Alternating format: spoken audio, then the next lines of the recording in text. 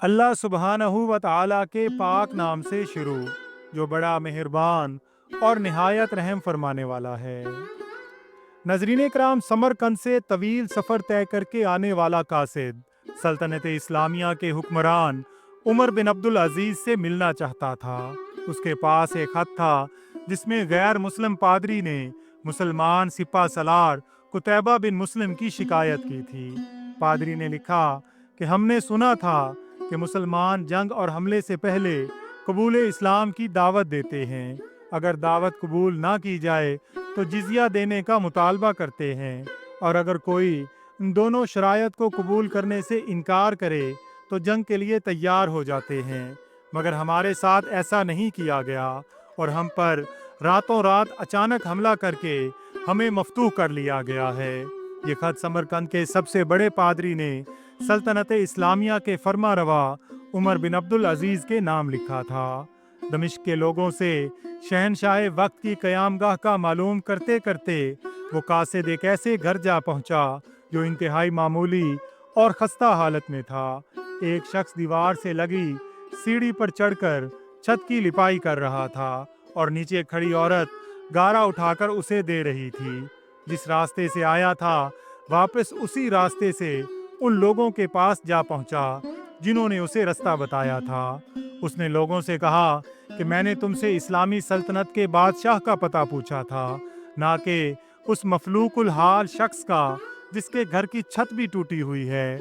लोगों ने कहा कि हमने तुझे पता ठीक ही बताया था, वही हाकिम वक्त उमर बिन अब्दुल अजीज़ का घर है। कासिद पर मायूसी छा गई और बेदिली से दोबारा उसी घर पर जाकर दस्तक दी।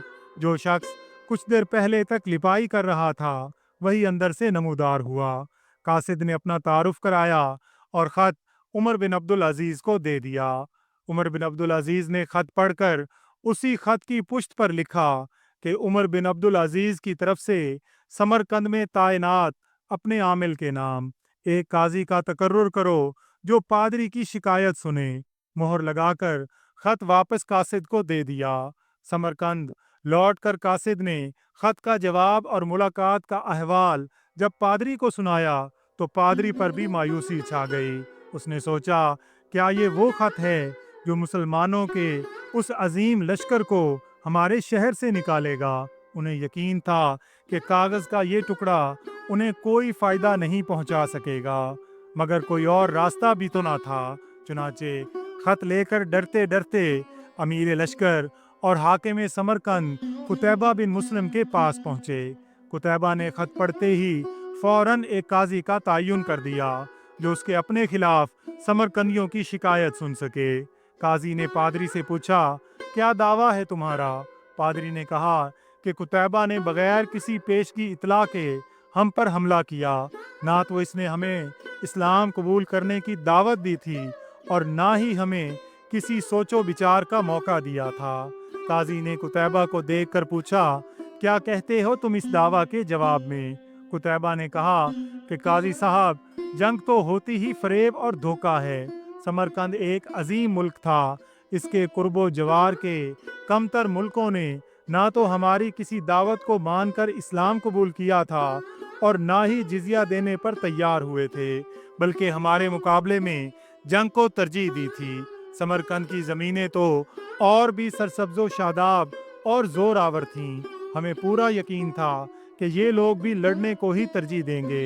हमने मौका से फ़ायदा उठाया और समरकंद पर कब्ज़ा कर लिया। काजी ने कुतैबा की बात को नज़रअंदाज करते हुए दोबारा पूछा, कुतैबा, मेरी बात का जवाब दो।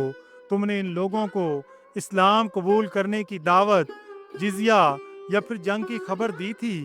कुतैबा ने कहा, नहीं काजी साहब, मैंने जिस तरह पहले ही अर्ज कर दिया है कि हमने मौका से फ़ायदा उठाया था। काजी ने कहा, मैं देख रहा हूँ कि तुम अपनी गलती का इकरार कर रहे हो। इसके बाद तो अदालत का कोई और काम रह ही नहीं जाता।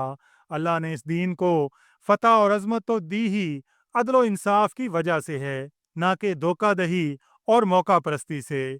मेरी अदालत ये फैसला सुनाती है कि तमाम मुसलमान फौजी और उनके ओहदादारान बमा अपनी बीवी बच्चों के अपनी हर किस्म की इमलाक और माले गनीमत छोड़कर समरकंद की हदों से बाहर निकल जाएं اور سمرقند میں کوئی مسلمان باقی نہ رہ پائے۔ اگر ادھر دوبارہ آنا بھی ہو تو بغیر کسی پیشگی اطلاع و دعوت کے اور 3 دن کی سوچ و بچار کی مہلت دیے بغیر نہ آیا جائے۔ پادری جو کچھ دیکھ اور سن رہا تھا وہ ناقابل یقین تھا۔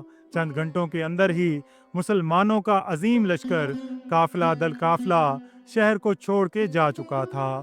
سمرقندیوں نے اپنی تاریخ میں ایسا کبھی نہیں دیکھا تھا کہ جب طاقتور فاتح قوم کمزور مفتوح قوم کو یوں دوبارہ آزادی بخش دے۔ ڈلتے سورج کی روشنی میں لوگ ایک دوسرے سے سرگوشیاں کرنے لگے کہ یہ کیسا مذہب اور کیسے پیروکار ہیں۔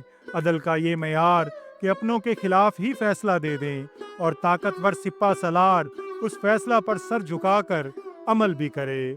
تاریخ گواہ ہے کہ تھوڑی ہی دیر میں پادری کی قیادت میں تمام شہر کے لوگ گھروں سے نکل کر لشکر کے پیچھے سرحدوں کی طرف دوڑے اور لا الہ الا اللہ محمد الرسول اللہ کا اقرار کرتے ہوئے ان کو واپس لے آئے۔ دین و رحمت نے وہاں ایسے نقوش چھوڑے کہ سمرقند ایک عرصہ تک مسلمانوں کا دارالخلافہ بنا رہا۔ کبھی رہبر دو عالم حضرت محمد مصطفیٰ صلی اللہ علیہ وآلہ وسلم کی امت ایسے ہوا کرتی تھی۔ آج غیر مسلم تو دور کی بات، مسلمان سے مسلمان کو کوئی امان نہیں۔ اللہ تعالیٰ سے دعا ہے کہ اللہ تعالیٰ ہمیں سچا پکا مسلمان بننے کی توفیق عطا فرمائے۔ اللہ تعالیٰ سے دعا ہے کہ اللہ تعالیٰ ہم سب کا حامی و ناصر ہو۔ آمین یا رب العالمین۔